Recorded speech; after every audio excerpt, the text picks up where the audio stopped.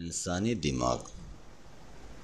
پیدائش کے وقت انسانی دماغ کا وزن تقریباً 1 پاؤنڈ یعنی آدھے کلو سے بھی کم ہوتا ہے، لیکن جب انسان 6 سال کی عمر کو پہنچتا ہے تو دماغ کا وزن 3 پاؤنڈ تک ہو جاتا ہے۔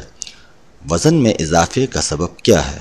ماہرین کے مطابق جب ہم کھڑے ہونا، باتیں کرنا اور چلنا سیکھ رہے ہوتے ہیں تو اس دوران ہمارے دماغ میں رابطوں کا ایک جال بچھنے لگتا ہے اور یوں دماغ کا وزن بڑھ جاتا ہے۔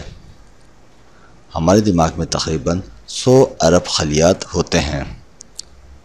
ایک دماغی خلیے کے دیگر دماغی خلیات کے ساتھ 1000 سے 10,000 تک رابطے ہوتے ہیں اور ان خلیات کے درمیان پیغامات کی منتقلی 1 سیکنڈ کے 1000ویں حصے میں ہو جاتی ہے۔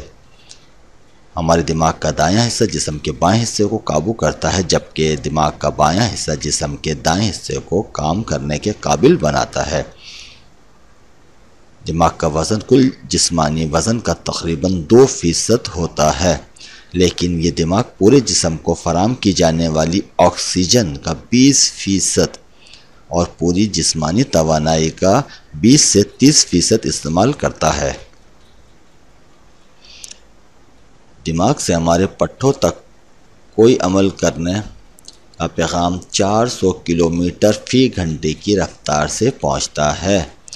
ایک دماغی اعصابی خلیے کا موٹاپن 4 مائکرون ہوتا ہے، جس کا مطلب یہ ہے کہ اس طرح کے 30,000 خلیات ایک پن کے سرے پر سما سکتے ہیں۔ ایک بالغ ڈولفن دماغ کا وزن بالغ انسان کے دماغ جتنا ہوتا ہے، تاہم ہاتھی کا دماغ ہمارے دماغ کے مقابلے میں 4 سے 5 گنا بڑا ہوتا ہے۔ اگر دماغ کو صرف 5 سے 10 منٹ تک کسی وجہ سے آکسیجن فراہم نہ ہو سکے تو اسے شدید نقصان پہنچ سکتا ہے اور جان خطرے میں پڑ سکتی ہے۔ انسانی دماغ میں خون کی نالیوں کا جو جال سا بچھا ہوتا ہے، اس کی مجموعی لمبائی 700 کلومیٹر ہے۔ ہر بار جب کوئی نیا خیال آپ کے ذہن میں ابھرتا ہے یا کوئی نئی چیز یاد آتی ہے تو آپ کے دماغ میں 2 یا 2 سے زائد خلیات کے درمیان نئے رابطے وجود میں آتے ہیں۔